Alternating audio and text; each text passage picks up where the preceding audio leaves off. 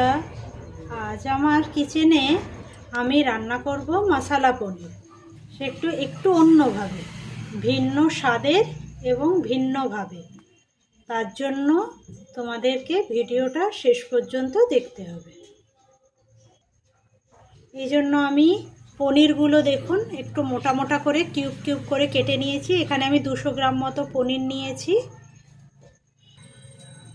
দেখুন, কড়া গরম করে আমি প্রথমে এর মধ্যে একটু সাদা তেল দিয়ে দেবো। আর এদিকে আমি একটা গামলায় জল নিয়েছি, এর মধ্যে আমি কিছুটা নুন মিশিয়ে নেব, দিয়ে গুলে নেব একটু। এরপরে আমার তেলটা গরম হয়ে গেছে, আমি পনিরগুলো ভেজে নেব।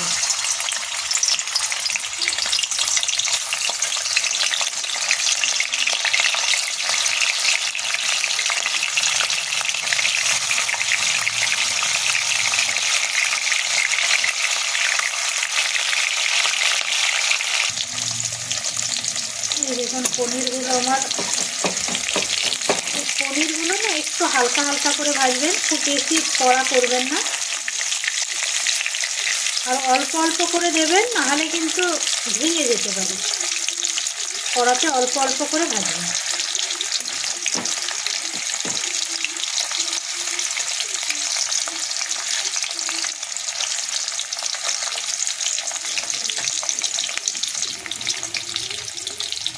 এই দেখুন পনিরগুলো আমার হালকা হালকা ভাজা হয়ে গেছে। এবারে আমি এগুলোকে নামিয়ে নেব। খুব বেশি ভাজলে কিন্তু পনিরটা শক্ত হয়ে যাবে।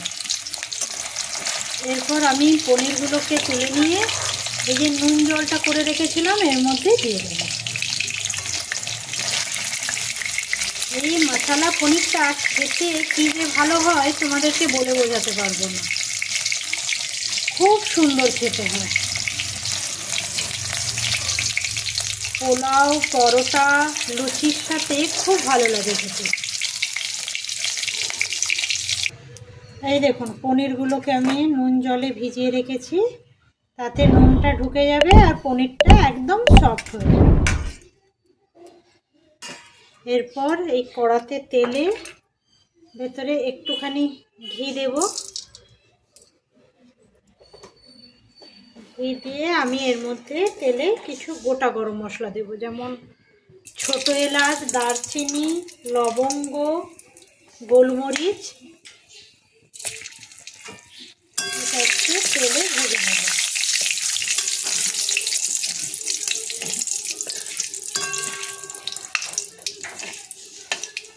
এই গরম মশলাগুলোকে একটু তেলে ভেজে নিতে হবে। গরম মশলাগুলো ভেজে তুলে নিয়েছি এই তেল থেকে। এরপর এই তেলে একটুখানি আদা কুচি দেব। এবার এই আদার টুকরোগুলোকেও ভেজে আমি তুলে নেব।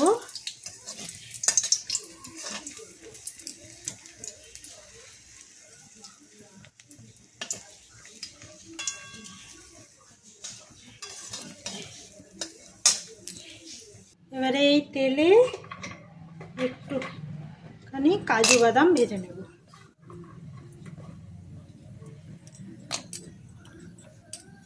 কাজু বাদামগুলো একটু লাল লাল করে ভেজে নেব।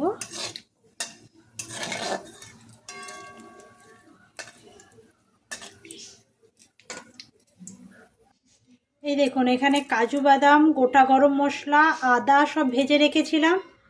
আর এখানে চারমগজ আমি 2 চামচ মতো আগে থেকে ভিজিয়ে রেখেছি। এই সবগুলোকে একসাথে মিক্সির জারে আমি বেটে নেব।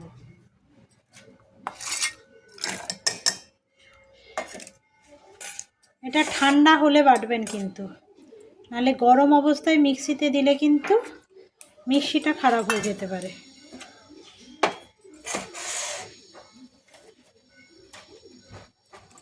একটুখানি জল দিয়ে আমি এটাকে পেস্ট বানিয়ে নেব।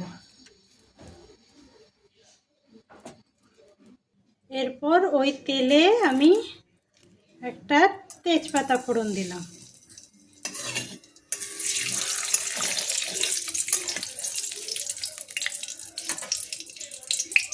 দিয়ে কাজু বাদাম, চারমগজ আর গোটা গরম মশলা এইগুলো যে ভেজে রেখেছিলাম ওই পেস্টটা এবার দিয়ে দেবো।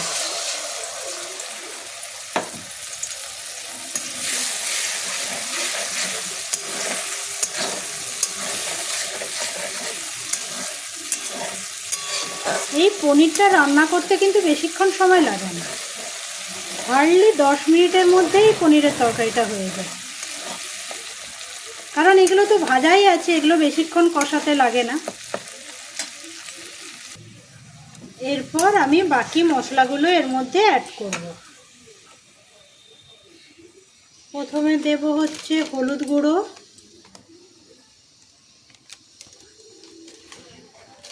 দেব লঙ্কা গুঁড়ো,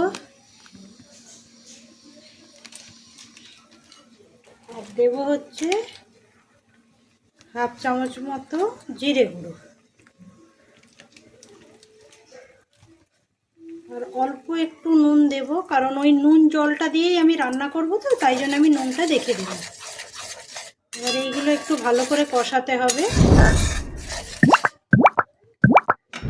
এরপর আমি এর মধ্যে একটা মাঝারি সাইজের টমেটো আমি পেস্ট করে রেখেছি, এই পেস্টটা আমি দেব, একটু পরে দেব। এই মশলাটা একটু কষা হয়ে যাক, তেল ছেড়ে আসুক, তারপরে আমি ওই টমেটোর পেস্টটা দিয়ে দেব। এই দেখুন মশলাটা থেকে তেল ছেড়ে দিয়েছে, মানে মশলাটা কষা হয়ে গেছে। এরপর আমি এর মধ্যে দেব টমেটো পেস্ট,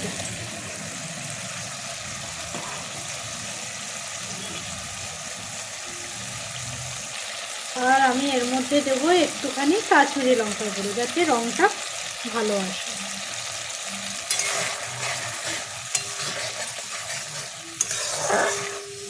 দেখুন কালারখানা এসছে, দেখুন পনিরের।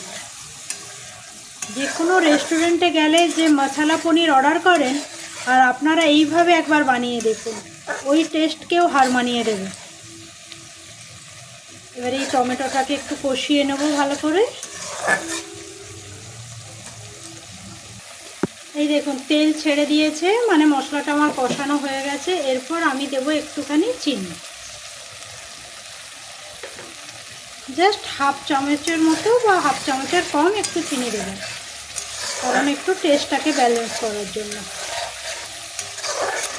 মশলাটা কষানো হয়ে গেছে। এরপর আমি এর মধ্যে পনিরের টুকরোগুলো দিয়ে দেবো।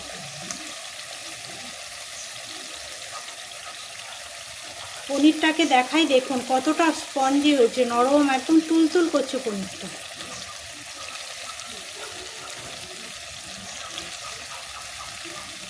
পনিরটা দিয়ে কিন্তু বেশিক্ষণ ফোটাতে হবে না, কারণ একেই পনিরগুলো নরম হয়ে গেছে, তারপর বেশি ফোটালে আরও ভেঙে যাবে। আর খুব বেশি নাড়াচাড়া করার দরকার নেই।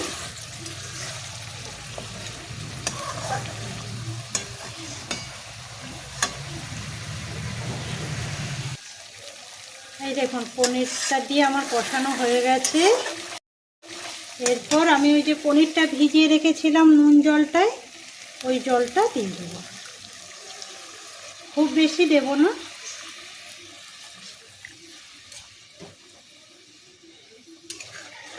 একটুখানি 2 মিনিট একটু ফুটে যাক, দিলেই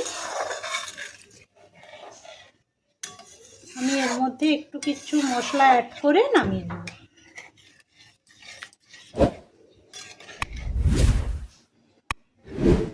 এই অবস্থায় নুনটা আপনারা দেখে দেবেন, কারণ যেহেতু নুন জল তো, সেই জন্য টেস্ট করে আপনারা বাকি নুনটা দেবেন।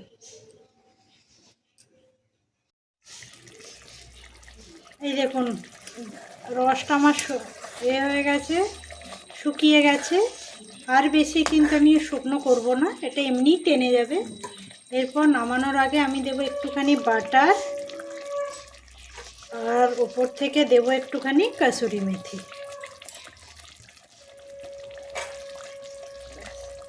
এরপর আমি ঢাকা দিয়ে 5 মিনিট মতো রেখে দেব। ব্যাস আমার মশলা পনির রেডি।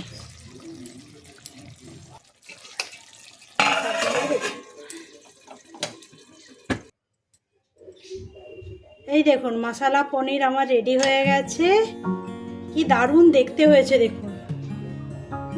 আপনারা এইভাবে একবার বানিয়ে দেখুন, আর আর বাড়ির লোক কেমন বললো অবশ্যই কিন্তু আমাকে কমেন্ট করে জানাবে। আমি কথা দিচ্ছি এইভাবে একবার মশলা পনির বানালে আপনারা রেস্টুরেন্টে থেকে আর অনেক দাম দিয়ে মশলা পনির কিনে আর খাবেন না। আর অবশ্যই কিন্তু আমাকে কমেন্ট করে জানাবেন কেমন হয়েছে খেতে। আর এই রকম নতুন নতুন রান্নার রেসিপি পেতে আমার চ্যানেলটিকে অবশ্যই আপনারা সাবস্ক্রাইব করে আমার পাশে থাকবেন।